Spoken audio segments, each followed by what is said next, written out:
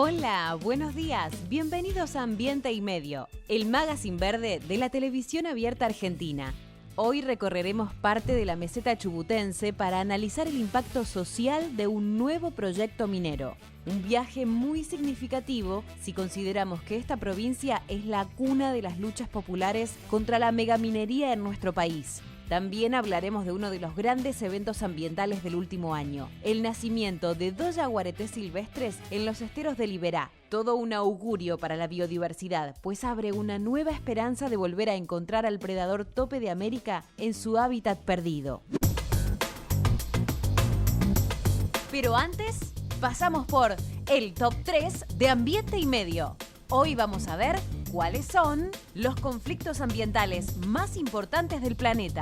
La necesidad de extraer recursos naturales, alimentos, minerales o energía genera dificultades y controversias de todo tipo: políticos, laborales, legales, sociales y también ambientales. Hoy vamos a ver cuáles son los 3 más relevantes del mundo.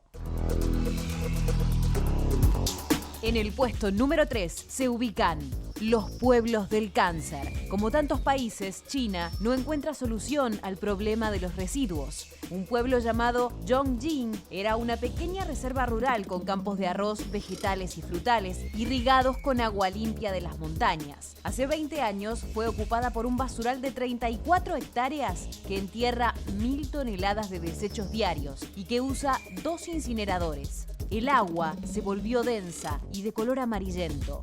La quema defectuosa de residuos generó la emisión de dioxinas y furanos que aumentaron los casos de cáncer.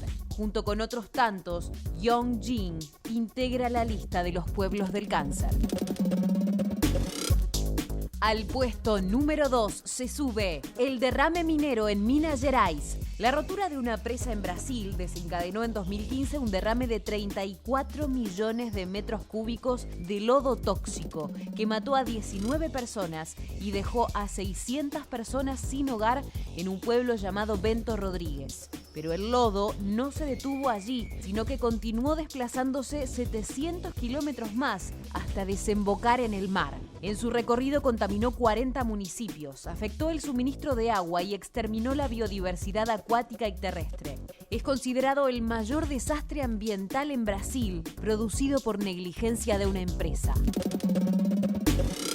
Y se coloca en el puesto número 1, la contaminación en el delta del Níger.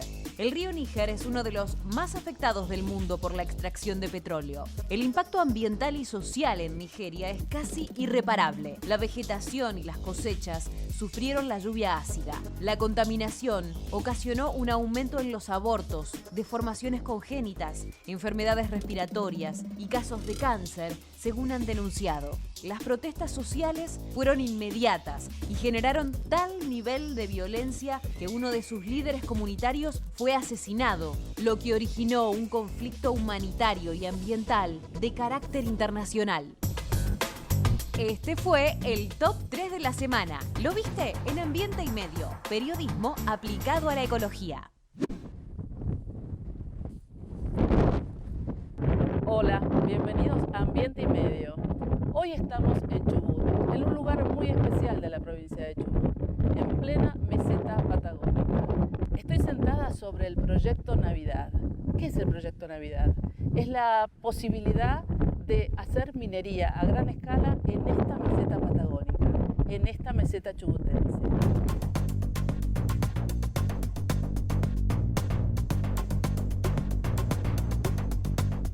Estoy en el centro de la provincia de Chubut, a 400 kilómetros de Puerto Madryn. Entre los pueblos de Gastre y Gangán se encuentra el yacimiento de plata y plomo más grande del mundo. Conocido como Proyecto Navidad, porque fue un 25 de diciembre cuando estuvieron listos los datos del laboratorio que afirmaron que en la roca extraída de la meseta estaba la tan preciada plata. Según los datos aportados por la empresa Pan American Silver, dueña del proyecto, el potencial de extracción es de 15.000 toneladas diarias de concentrados de plata y plomo y de plata y cobre.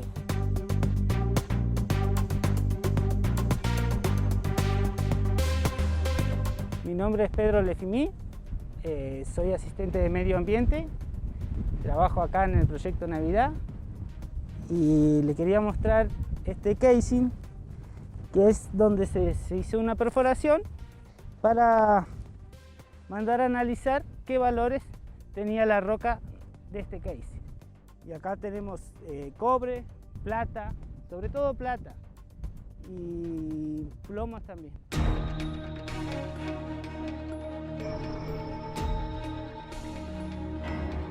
En el mes de noviembre del 2020, el gobernador de Chubut, Mariano Arcioni, presentó en la legislatura provincial un proyecto de ley para habilitar la minería metalífera transnacional en la meseta de Chubut. Es decir, zonificar el desarrollo de la megaminería solo en esta zona de la provincia. Jamás la provincia tuvo un proyecto tan superador como el que presentamos. Jamás. Que aprovechen el debate y que se presenten en la legislatura y que mejoren lo que tengan que mejorar. Pero que den el debate de cara a la sociedad. Acá no hay nada que esconder.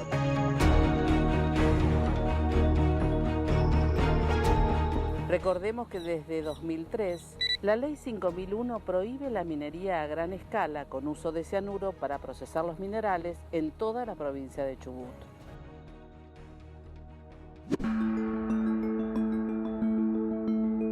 Es el año 2003. La Argentina aún padece las consecuencias de la crisis, la pobreza campea y el trabajo no sobra. Una multinacional minera, Meridian Gold, desembarca en la cordillera patagónica, exactamente en Esquel.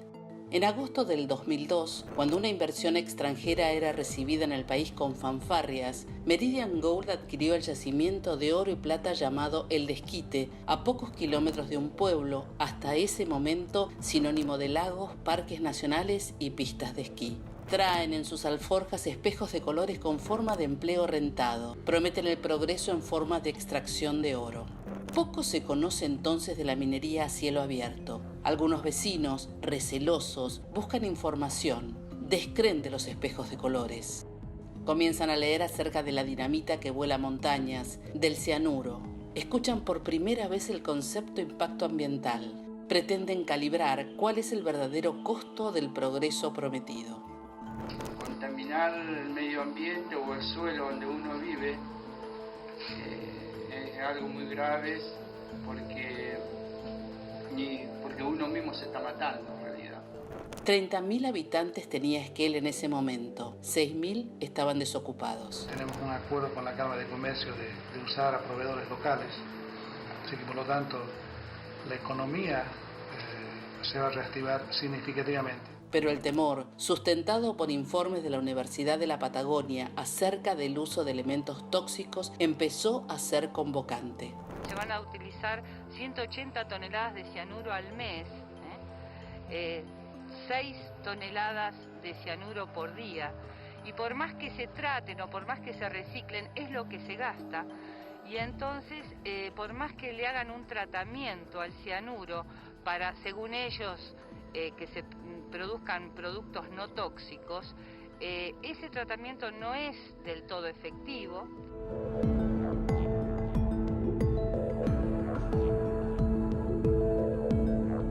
$4.000 personas llegaron a marchar por las calles. Pedían un plebiscito para decidir el futuro productivo de Esquel. La provincia de Chubut se dividió en dos, oro contra agua. El 22 de marzo de 2003, la gente fue a votar. Ni la convocatoria ni el resultado estaban en los planes de los funcionarios, que soportaron el plebiscito solo para eludir el mote de autoritarios y no aparecer, en tiempos de un país convulsionado, obturando la participación social.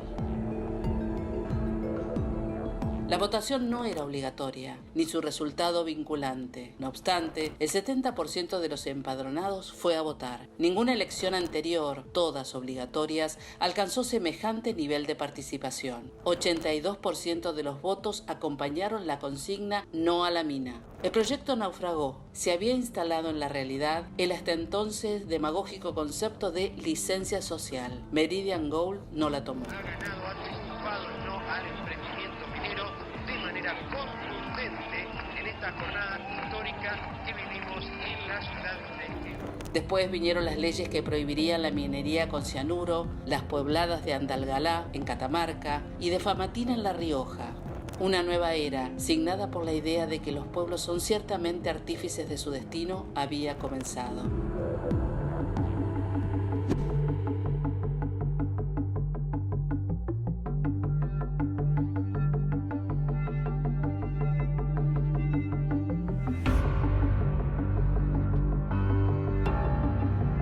Finalmente llegamos a Gastre, una comunidad en la meseta patagónica. Luego de un larguísimo trayecto que nos trajo desde Puerto Madryn hasta acá. Son 400 kilómetros, como ya les había comentado, la localidad de Gastre de Puerto Madryn. Pero como los caminos son de ripio, tardamos alrededor de 7 horas en poder estar en esta comunidad. Hace un rato estábamos en la meseta donde se va a emplazar el proyecto Navidad con muchísimo viento, el viento patagónico. Hoy ya en el pueblo de Gastre estoy con una de sus habitantes, son 660 y una de ellas es Aida, a la cual saludo. Gracias Aida por estar con nosotros, no, por nada, por estar en Ambiente y Medio. ¿Sos nacida en Gastre? Soy nacida en Telsen y hace 30 años vivo en Gastre. Telsen es una pequeña localidad que también forma parte de la meseta chubutense. ¿Cómo es vivir en Gastre? Vivir en Gastre es muy sacrificado, como todo aquel que vive en la meseta. Es difícil por las distancias, te ha tocado recorrer 490 kilómetros de caminos de ripio. A mí me ha tocado en situaciones muy particulares, muy delicadas de salud, donde vos no sabés si tu hijo o tu madre llegan vivos o llegan muertos. Es muy difícil vivir en la meseta. ¿Y a qué se debe que haya tan poca posibilidad de que el pueblo pueda prosperar, que haya caminos en forma correcta, que tengan gas y no se tengan que calefaccionar a leña? ¿Qué es lo que ustedes piden? ¿Qué es lo que se necesita para que el pueblo de alguna forma mejore, ¿no? Y podamos vivir en el siglo XXI? Es un poco la desidia de quienes nos gobiernan, de dejarnos en el olvido porque somos pocos. 660 tiene Gastre, calculo que Telsen y Gangán deben tener cifras muy aproximadas, entonces no le cambiamos la elección a nadie y no le interesamos a nadie y por eso estamos en el estado en que estamos, sin hospitales, sin gas, sin muchos servicios que por ahí son esenciales. ¿Y ahí qué significaría para ustedes que se pueda lograr o emplazar el proyecto Navidad en la Meseta, el proyecto de megaminería? Para nosotros, hablando así, sería un gol de media cancha. Sería un gol de media cancha porque es el progreso, es abrirnos las puertas al progreso, a toda la comunidad de la Meseta. Y yo me animaría a decir que aún aquellos ciudadanos que están en Trelew o en Puerto Madryn, que no tienen trabajo, pueden llegar a tener una posibilidad de trabajo en Navidad. ¿Por qué digo una puerta al progreso?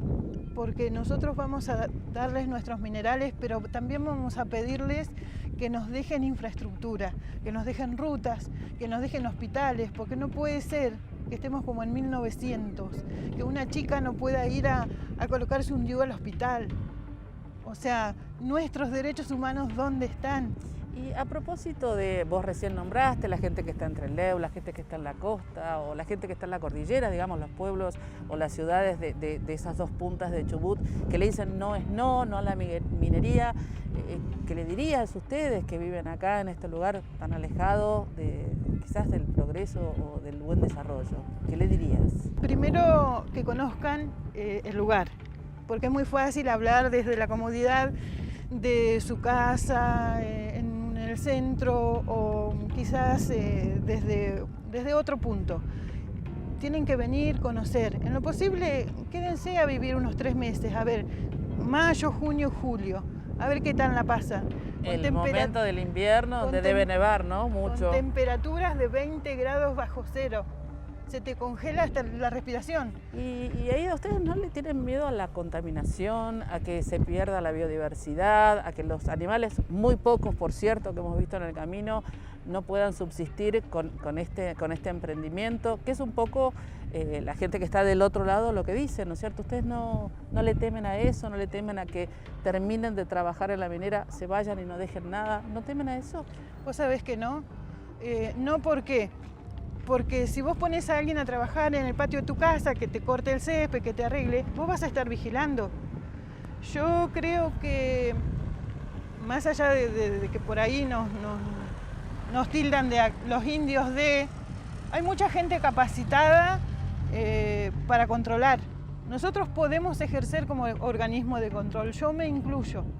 Si hay que capacitarse, yo tengo a mi hija estudiando una tecnicatura en minería porque en algún momento, si no es este año, dentro de 10 años, en algún momento se va a dar. Entonces tiene que estar la gente del lugar capacitada para ejercer como organismo de control. Y no le tengo miedo a ningún tipo de contaminación porque yo creo que no la va a haber. Yo no sé las partes técnicas, no te puedo explicar, pero ¿qué nos va a contaminar? Si ni siquiera tenemos agua, no hay ríos, no hay... Bueno, la flora es escasa y la fauna igual, o sea, tenés montecitos de 30 centímetros, no es que tenés como en la cordillera, bosques. Si vos me decís, si minería en la cordillera, no, y no, porque ahí están los pulmones del planeta.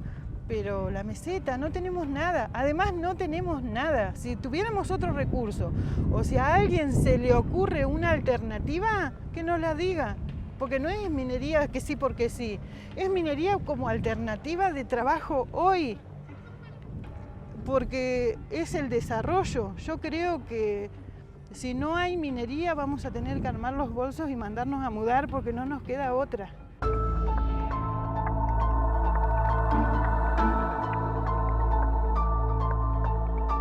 A estas zonas que estuvimos mirando, ya sea en la meseta donde se va a emplazar el proyecto Navidad o a estas localidades, Gastre, Gangán, Telsen, muchos las llaman zonas de sacrificio. Zonas de sacrificio porque tanto el sector público como el sector privado las eligen porque tienen grandes recursos o potenciales recursos naturales, pero son lugares poco habitados y con poco desarrollo productivo.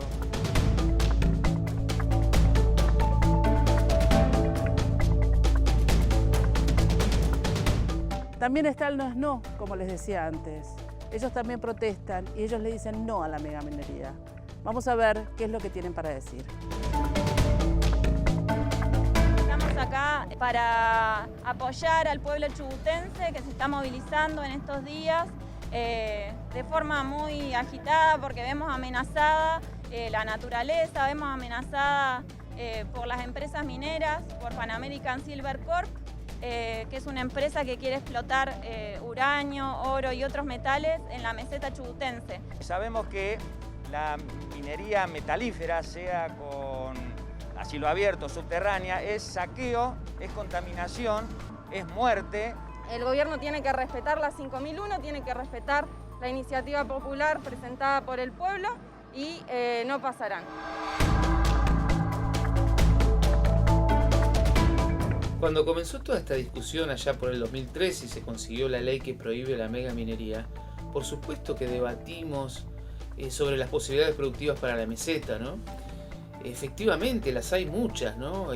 Las universidades, el CONICET, el INTA, todos esos que no han sido llamados a este pseudo debate que gestó el gobierno, que dijo estar basado en todo ese conocimiento y los propios organismos y la ciencia y la academia los desmintió, ¿no? Lo que hemos encontrado es bueno, que la posibilidad de hacer una agricultura es posible. Hay estudios del INTA que dicen que el agua esa es muy buena para ese fin, los suelos también. No hay que olvidarse del potencial de las energías renovables que tiene nuestra meseta. Chubut tiene uno de los potenciales más grandes, no del país, del mundo. Esto lo han dicho en los encuentros y en las cumbres de cambio climático, ¿no? La potencialidad que tiene la Patagonia y Chubut en particular. Ni que hablar de la zona esa de la meseta central donde hay vientos como para abastecer de energía a buena parte de nuestro país. Lo que ha habido un abandono del Estado y una falta absoluta de voluntad política para ni siquiera dar ese debate. Ese es el único debate que falta, el debate sobre posibilidades productivas para la meseta, descartando de plano la megaminería que va a acabar con el agua y que nos sirve para esas actividades, ¿no? ¿Se desarrollará la megaminería en la meseta chubutense? ¿Será potestad de quienes viven en la comunidad lograr que eso se desarrolle? ¿O quienes dicen que no, lograrán que el no sea no? En un tiempo lo sabremos.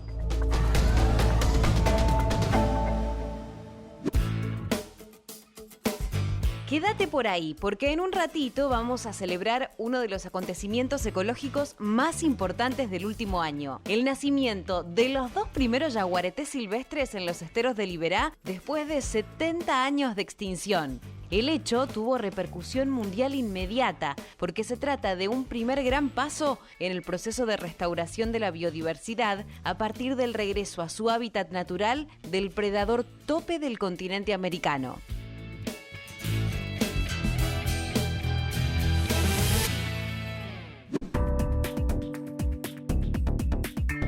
El cormorán es un ave que se asemeja a los pingüinos. Se lo conoce también como cormorán imperial. Son buenos nadadores y pescadores. Se alimentan de peces, algas, crustáceos. Nidifican en la costa patagónica y llegan hasta la Antártida. Pueden poner hasta 3 huevos y utilizan su propio guano para construir sus nidos.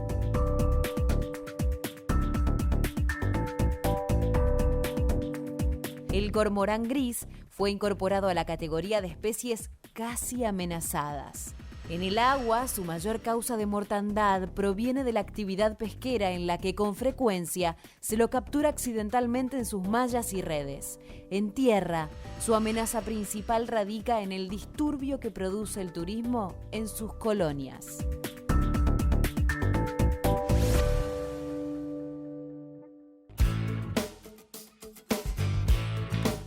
Quédate, ya volvemos con más Ambiente y Medio, el magazine verde de la televisión abierta argentina.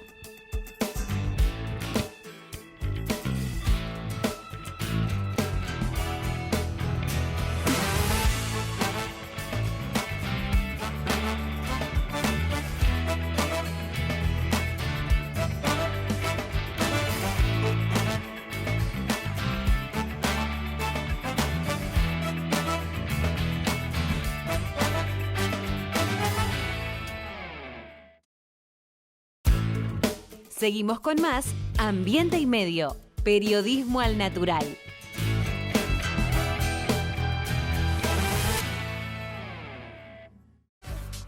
BA Group, desarrollando tu capital filosófico.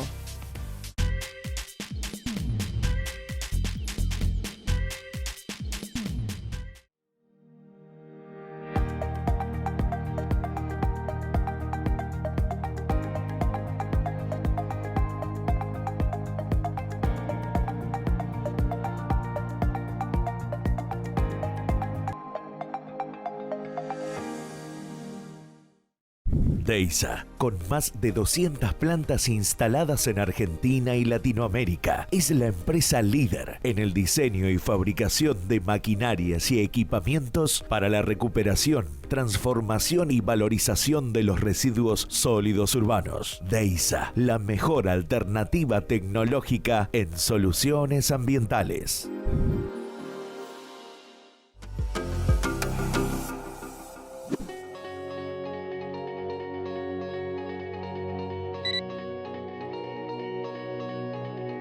Todo este lugar comprende unas 84 hectáreas, pero de esas 84 solamente 54 se destinan a la producción agroecológica. Las restantes 30 hectáreas funcionan como una suerte de reserva ecológica, reserva natural, donde se mantienen estas hectáreas de bosque para mantener un equilibrio biológico, un equilibrio natural y contribuir también a la naturaleza del lugar. No desmontar absolutamente todo, sino dejar algunas hectáreas de bosque que también componen y también dan belleza a este lugar. ¿Por qué no?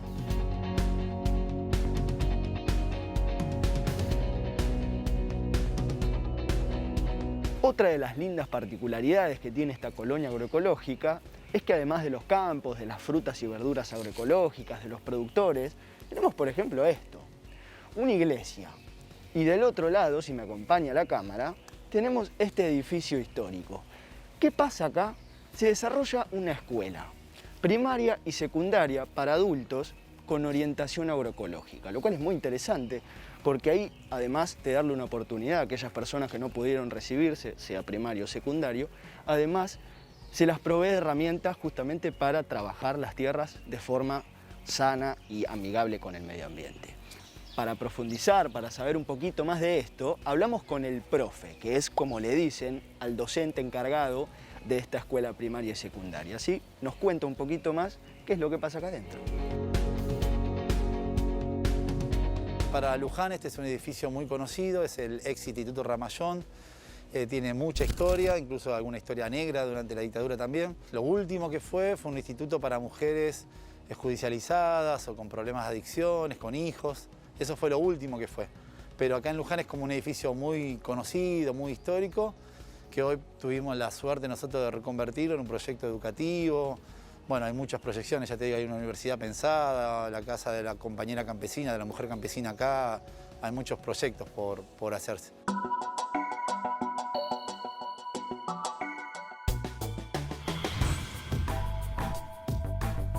La escuela acá en Harbury, en la colonia 20 de abril, Darío Santillán, tiene una historia bastante de leyenda, bastante mítica, bastante linda, que fue comprándole al hoy compañero delegado verdura como un vecino más de Luján, charlando mientras él cortaba la verdura y yo la acompañaba porque me gusta mucho la huerta y la producción agroecológica. Me preguntó a qué me dedicaba, ya hace 4 años, y le conté, bueno, yo doy clases, soy docente. Y me dijo ahí la frase matadora, que con Fran siempre la recordamos, que es si yo me animaba a enseñarle a leer y escribir a las personas que vivían acá, porque la mayoría no sabía. Así que le dije obviamente que sí. Los compañeros y compañeras saben muchísimo porque tienen su conocimiento ancestral sobre la producción de verduras, digamos, ¿no? De hecho, ese fue como nuestro acuerdo, digamos, ¿no? Yo vengo a enseñarle a leer y escribir, ustedes me enseñan sobre plantas a mí. La verdad que conocen muchísimo. Y en secundario lo que está pensado es un proceso a nivel pedagógico muy interesante, que es los compañeros tienen muchos saberes históricos, ancestrales, se encuentran con docentes que tienen otros conocimientos teóricos, siempre en clave agroecológica, digamos, ¿no? Y a partir de ahí se supone que se discute eso, digamos, lo que uno sabe con lo que el docente dice, para después volver a las quintas ya con un conocimiento enriquecido. Es decir, es como práctica, teoría, práctica, que es el ABC de la educación popular, que es el marco donde nosotros planteamos los proyectos educativos. Así que hoy tenemos una inmensa mayoría de las personas que viven acá, hombres y mujeres adultos, que están estudiando. Tenemos más de 20 y algo en primaria y 20 y algo en secundaria. Tenemos el sueño también de construir una universidad campesina en este lugar. Así que si logramos la primaria, logramos la secundaria, ¿quién te dice?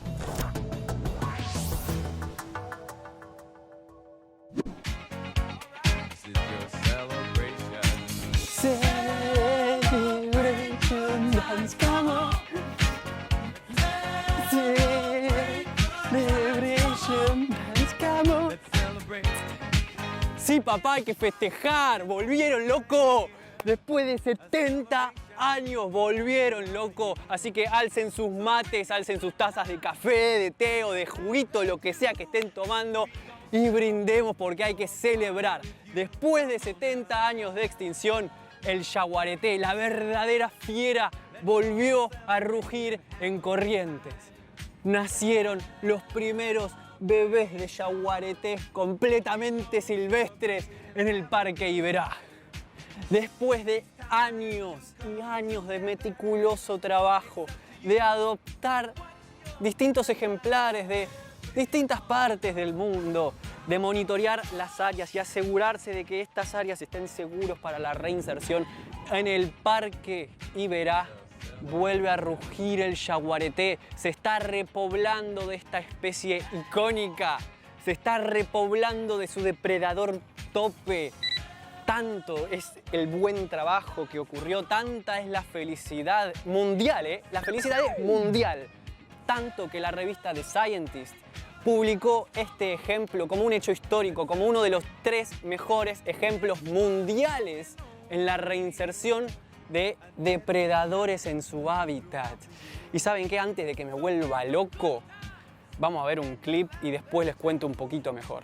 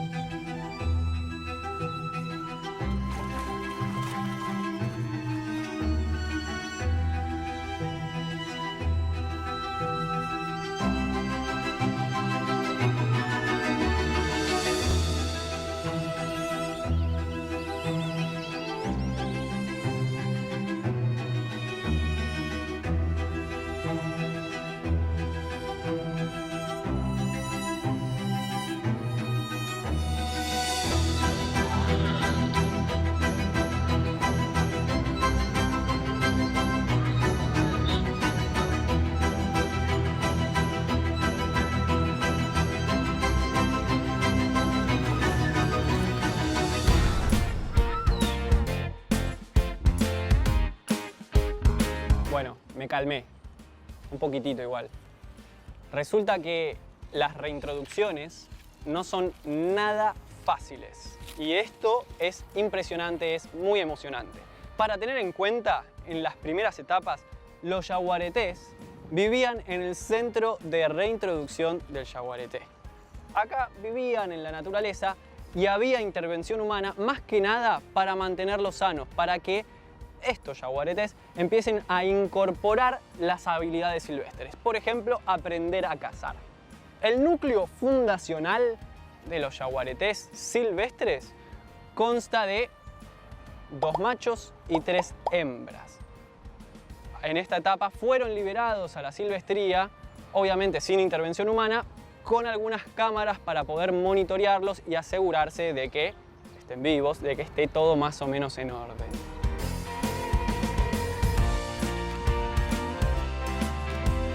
De hecho, Marihuá, la madre de estos cachorros yaguareté, fue vista por la misma zona durante bastante tiempo. Los especialistas, los científicos, ya sabían más o menos lo que estaba pasando, pero no lo podían comprobar, no lo podían corroborar porque las imágenes eran muy lejanas, no tenían del todo la certeza de que haya tenido crías, pero lo intuían. Imagínense estar trabajando durante años para este momento y que de repente no lo podés comprobar porque no aparecen los cachorritos. ¿Sabes cómo me quedo yo pegado a la computadora, pegado a todas las pantallas mirando a ver cuándo aparecen, pero no me voy más? A ver, ya se los anticipé antes, pero se los voy a remarcar. La importancia ambiental del yaguareté es fundamental e irreemplazable porque es un depredador tope. Esto quiere decir que en la cadena trófica el yaguareté es el que se come a los otros animales grandes, como por ejemplo el tapir y el chancho de monte, que antes no tenían tantos depredadores. Entonces significa que va a regular la cantidad de ejemplares de algunas especies de alguna forma. Y saben que, como si esto fuese poco, el chabón Leo DiCaprio creo que se llama, también nos felicitó, no a nosotros, sino a todas las personas involucradas en hacer que esto suceda, en hacer que la reintroducción del yaguareté sea posible. Así que ya saben lo que hay que hacer, señoras, señores. Come on.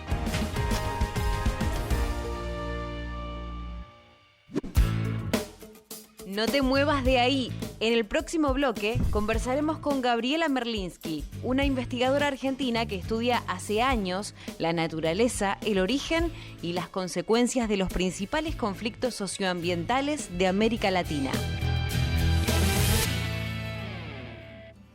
Ya está online la plataforma periodistasambientales.org, así que los invito a todos para que ingresen en esa plataforma, miren, recorran, naveguen y se inscriban. Sean miembros de periodistasambientales.org. Ya volvemos con más Ambiente y Medio, periodismo aplicado a la ecología.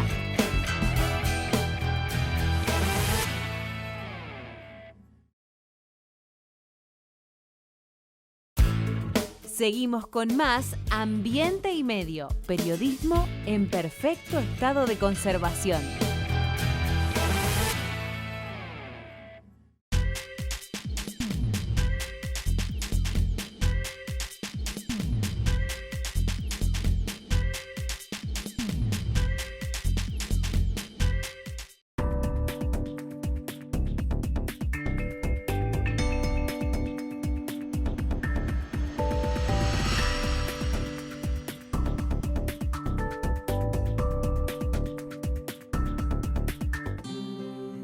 Cuando elegís papel Ledesma, elegís un consumo responsable.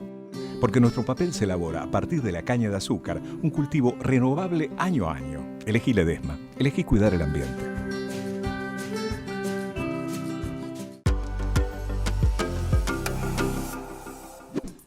Seguimos Seguimos en Ambiente y Medio y ahora vamos a charlar sobre los conflictos socioambientales. Por eso estoy conversando vía Zoom con la doctora en Ciencias Sociales, Gabriela Merlinski. Es doctora en Ciencias Sociales, como dije recién, por la Universidad de Buenos Aires y también es geógrafa por la Universidad París 8. Especialista en sociología ambiental y, según lo que he leído, hace más de 10 años que está especializada en estos conflictos socioambientales que en América Latina, a mi entender, están cada vez más crecientes de alguna manera o cada vez más conflictivos, si así se pudiese decir. ¿Qué tal, Gabriela? Gracias por estar en Ambiente y Medio. Muchas gracias, es un placer estar con ustedes. Hablando específicamente de los conflictos socioambientales, la base en general tiene que ver con la apropiación siempre de los recursos naturales. ¿De ahí surge la idea de un conflicto socioambiental? Sí, exactamente. Hablamos de conflictos ambientales o socioambientales cuando se ponen en discusión, en entredicho, en disputa, diferentes formas de apropiación de la naturaleza, de uso de los recursos, de gestión, en general. Desigualdades que existen en una sociedad capitalista también se reflejan en esos procesos de apropiación desigual. Decimos a veces de recursos naturales, los colectivos lo llaman bienes comunes. Claro, exactamente. ¿Y vos podrías decir que han escalado en estos últimos 10 años los conflictos ambientales o socioambientales en Argentina o en la región? Sin duda, en la región en su conjunto, por el aumento en la presión exportadora de los recursos naturales, esta idea de que la exportación se basa en la extracción de recursos, petróleo, minería, monocultivos, y eso se da con distintas intensidades en diferentes países en la región. En Argentina claramente es un saldo del cambio del milenio, de la salida de la crisis institucional y política del 2001. Ahí la estabilidad económica se logró por mejorar los términos de intercambio, pero a través de una balanza comercial que es netamente exportadora de recursos naturales. Y cuando avanzan esas tasas de extracción de los recursos, avanzan lo que nosotros llamamos en ecología política las fronteras de extracción. Como ya no queda mucho para extraer, se avanza sobre territorios vírgenes que antes no estaban en estas situaciones de apertura hacia el mercado internacional. Y ese es un ejemplo claro con la minería, por ejemplo. Claro, y en términos de conflictos socioambientales aparecen dos palabras que se conocen como licencia social. Hay licencia social, no hay licencia social, eso está en los medios y muchas veces no se entiende exactamente a qué se refieren cuando uno dice si hay o no hay licencia social. ¿Lo podrías explicar, Gabriela? Sí, con mucho gusto. Eso es algo muy propio también en Argentina. Aparece en otras regiones de América Latina, pero en Argentina de 2003 en adelante, el caso emblemático fue Esquel, ¿no? La resistencia de la población a una mina de oro que estaba impulsada por Meridian Gold, que después hubo un plebiscito que eso dio lugar al rechazo del proyecto y a la sanción de una ley, la famosa ley 5001, que es la que está en entredicho en estos días. Y ahí la población, los activistas decían, la minera no tiene la licencia social. Algo que después se repitió en Gualeguaychú con el conflicto de las pasteras, algo que se volvió a repetir en muchos lugares de la cordillera, en San Juan, en Catamarca, en La Rioja, en Mendoza. Un caso muy emblemático es el proyecto San Jorge. Hay muchos casos, la población o la opinión pública a veces no sabe, que hay muchos casos de proyectos que no lograron concretarse por esta resistencia tan importante. La licencia social no existe como legislación, no hay ninguna legislación que diga en alguno de estos países que las mineras tienen que tener una licencia, pero se usa extraída de muchos acuerdos internacionales del sector minero, que justamente como tiene resistencia en todo el mundo, no solo en Argentina, que la minería es una actividad que produce graves daños al ambiente, porque utiliza grandes cantidades de suelo, de roca, estamos hablando de megaminería. Sí, por supuesto. Entonces ellos mismos han ido adecuando sus procedimientos para hablar de la licencia social. Licencia social quiere decir el consentimiento que da la comunidad a esas actividades, de acuerdo a estos acuerdos de la minería. Ese consentimiento puede ir desde lo más básico, que es consentimiento, y lo otro es el acuerdo, que es cuando empieza a funcionar, que también haya acuerdo, cosa que es muy difícil de lograr. Entonces, ¿qué hacen las comunidades? Conociendo que esto existe, de antemano establecen que no van a dar la licencia social. Es como una forma frontal de decir no, no es caprichoso para nada, esta forma frontal de decir no tiene que ver con modos de vida locales, con comunidades preexistentes, con formas de vida de pueblos originarios, con esta idea del buen vivir, del vivir bien o de defensa de lo común, que se contrapone como proyecto alternativo. Hay una idea de, hay un orden de lo local, la forma en que se vive, la forma en que se comparten los recursos, la forma de las economías locales, y va en contradicción con ese orden global de la minería. Entonces, cuando se dice no hay licencia social, no se está hablando de algo legal o de una consulta legal, sino de un posicionamiento de las comunidades que dicen la minería no tiene legitimidad para operar en este territorio. Y en un caso emblemático como el que está sucediendo desde hace varios meses, que es el de Chubut, de la minera, del proyecto minero de plata, ¿no? En la meseta patagónica, donde hay mucha gente, digamos, un porcentaje mayor que le dice no, pero hay un porcentaje menor que consideran que eso es como la salvación, ¿no? Como el salvavidas, más allá de lo contaminante, porque para ellos no hay nada. ¿Cómo se resuelve este conflicto? Digamos, siempre hay perdedores, y no hablo de perdedores de la empresa, ¿no? Estoy hablando de la población. ¿Siempre hay perdedores? Bueno, yo por eso quise empezar por ahí, por una economía capitalista. En una economía capitalista hay clases sociales, hay apropiación desigual, hay un uso de los recursos a favor de los pocos, ¿no? Entonces, en una economía capitalista, por definición, siempre va a haber conflictos. Eso, cuando tú abriste mi presentación, dijiste que era socióloga. Para los sociólogos, el conflicto no es igual a problema que hay que clausurar rápidamente. Conflicto es un espacio público, un ámbito político en el que se expresan los disensos. Entonces, ¿por qué habría que cerrar rápidamente los conflictos? ¿Por qué habría que buscar un ganador? Ya lo tenemos, es la minería en general, con los grandes daños que produce. ¿Por qué no dar un espacio a que ese conflicto se exprese? ¿Por qué no pensar que ese conflicto tiene una productividad? Algo que nosotros trabajamos mucho en nuestras investigaciones. ¿Qué quiere decir productividad? Que abre nuevos espacios de deliberación en torno a asuntos sobre el mal desarrollo, sobre la falta de pensar alternativas a esos modelos, que son necesarias de discutir. ¿Por qué la meseta en Chubut tendría que tener un destino solo ligado a la minería? ¿No existen otras opciones? Esas son las preguntas que abren los conflictos. Entonces, antes de pensar en perdedores y ganadores, lo que hay que hacer es tomar muy en serio la voz de los que reclaman, porque los que reclaman no lo hacen por sesgo antitecnológico, por falta de información, por ser manipulados por unos partidos políticos. No, todo lo contrario. Las experiencias de las asambleas ciudadanas en Argentina son espacios multiterritoriales, multiactorales, hay muchos profesionales expertos en el tema. Por lo que reclaman es por un modo de vida local, por un otro modo de vivir que esté más en consonancia con los derechos de la naturaleza y además que tome en cuenta esta crisis civilizatoria que nos atraviesa, que está muy vinculada también a esta crisis de la pandemia que estamos viviendo.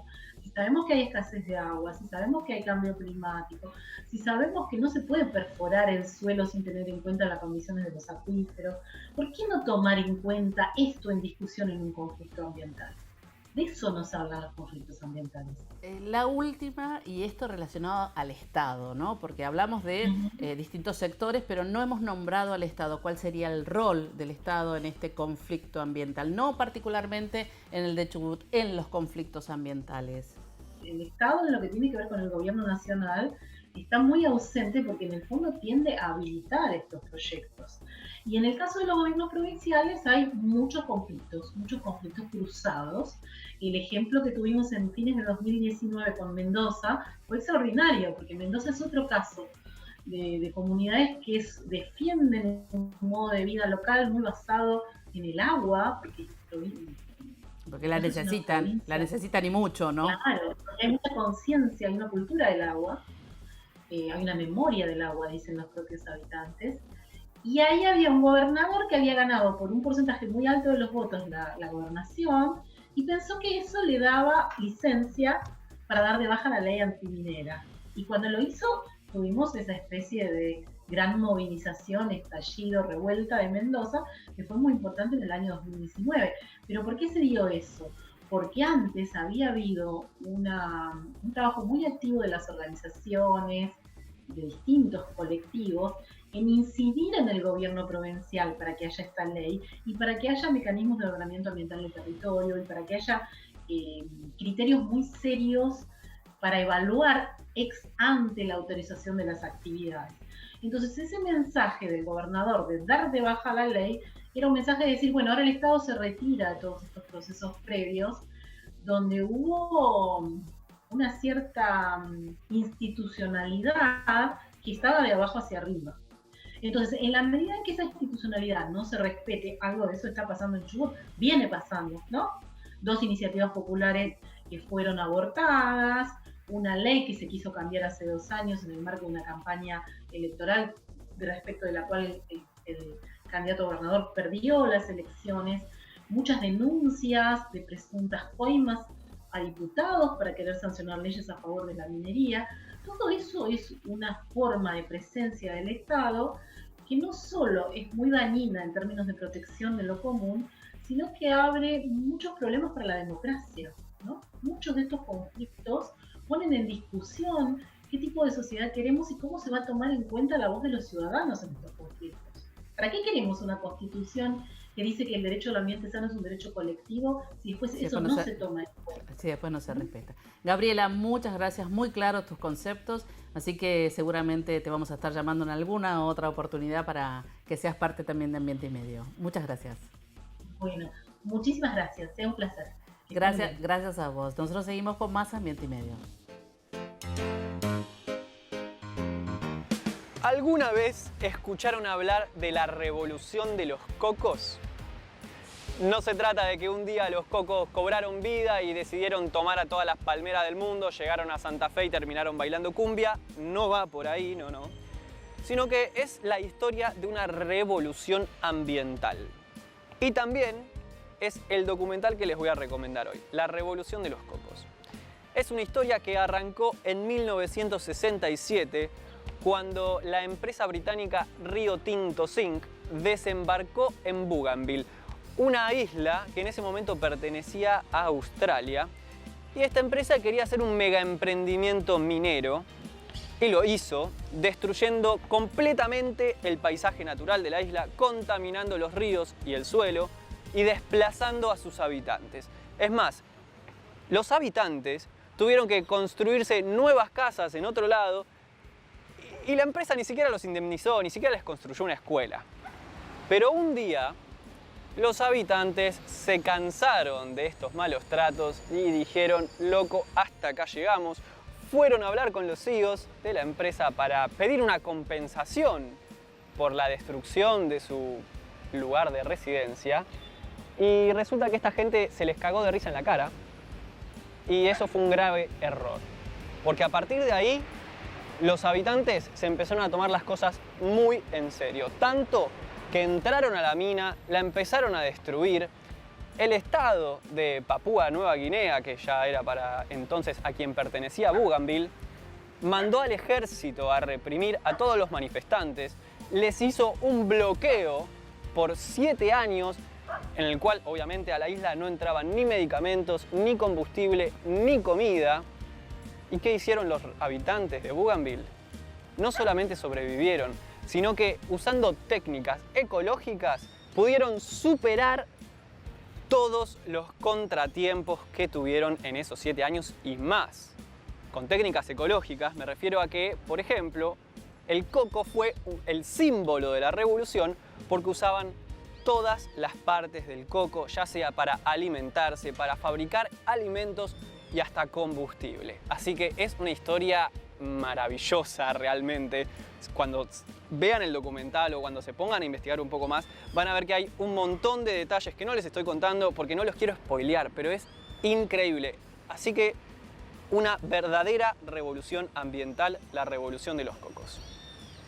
Y antes de que me olvide, por favor, no se olviden de seguirnos en las redes sociales, @Fundación Ambiente y Medio, suscríbanse a nuestro canal de YouTube y eso es todo. Nos vemos la próxima.